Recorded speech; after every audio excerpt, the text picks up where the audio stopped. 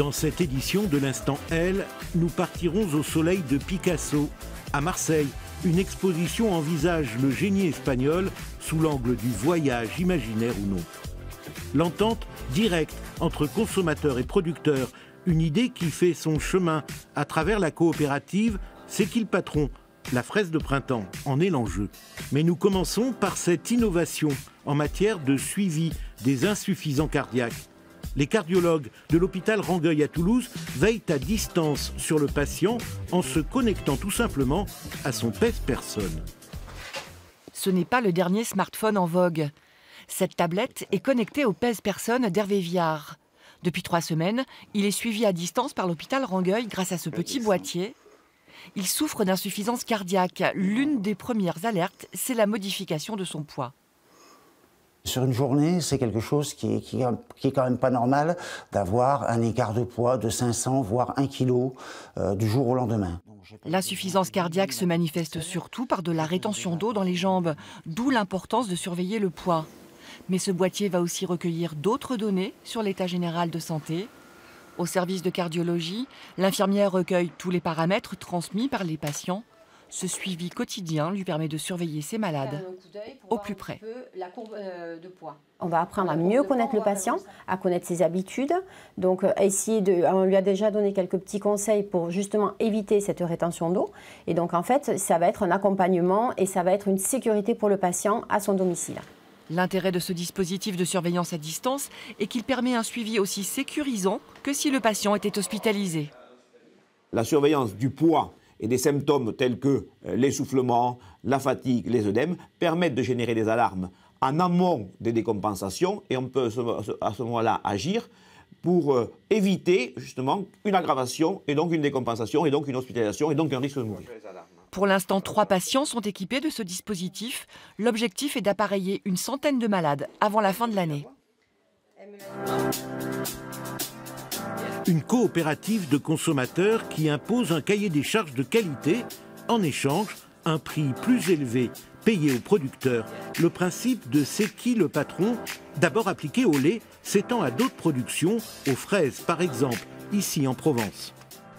Camille s'est lancée dans la production de fraises il y a 3 ans. Pour la première fois cette année, elle travaille avec la coopérative de consommateurs C'est qui le patron, ce qui lui permet d'être payée au juste prix.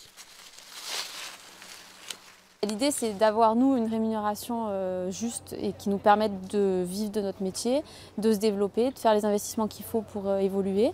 Et d'autre part, que le consommateur ait un produit pour lequel il paye, mais en contrepartie, il a un produit de qualité.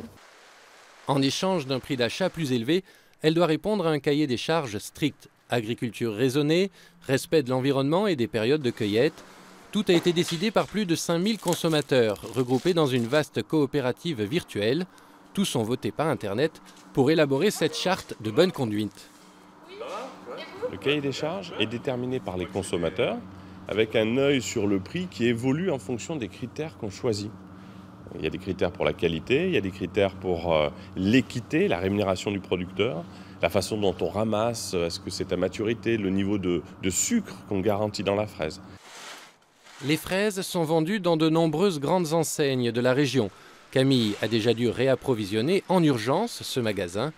Les clients sont au rendez-vous. Il est bien évident que je préfère ce qui vient de la région. Ça n'a pas subi de transport, surtout par les grèves. On se demande quand est-ce qu'elle partirait.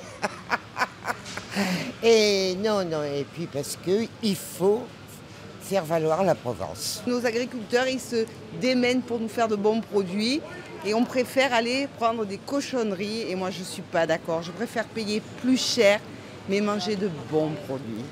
Le prix de la sifflorette est fixé à 4,35 € la barquette de 250 grammes. Tout changement de prix doit être voté par les consommateurs. Ce sont eux les patrons.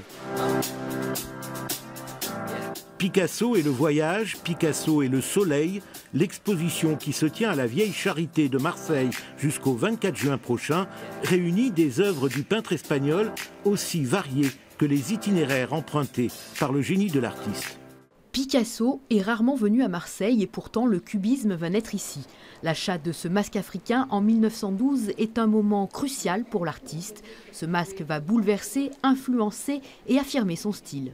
cette manière de synthétiser les formes avec des formes géométriques élémentaires. Ici, le cylindre avec ses yeux proéminents, extrêmement caractéristiques, cette bouche en forme de cube, ce visage en forme de triangle et de manière un peu plus anecdotique, vous avez ces cornes aussi qui se réfèrent au Minotaure, qui est l'avatar finalement du maître espagnol Picasso.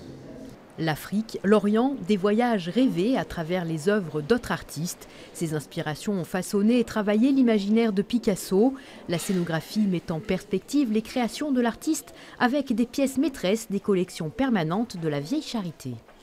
Là, vous avez les deux femmes courantes sur la plage où on voit les formes très dessinées, très stylisées, avec une mise en scène aussi très classique. Et on voit, si on rapproche cette œuvre-là donc de ce bas-relief funéraire, toute cette idéalisation des formes que Picasso va méditer et finalement digérer dans l'art classique. Le parcours s'articule autour de 5 thèmes différents dans la carrière de Picasso, en respectant la chronologie de sa production. Il se termine avec les baigneurs présentés dans la chapelle de la Vieille Charité. 2 ans de travail ont été nécessaires pour la création de cette exposition. C'est un long travail, il faut appeler des prêteurs, il faut rencontrer d'autres musées, pas seulement en France mais aussi à l'étranger. Il faut imaginer, faire cette scénographie. Ce dernier tableau synthétise à lui seul les différentes périodes explorées par Picasso durant sa carrière. Il a d'ailleurs été choisi pour l'affiche de l'exposition à découvrir jusqu'au 24 juin prochain.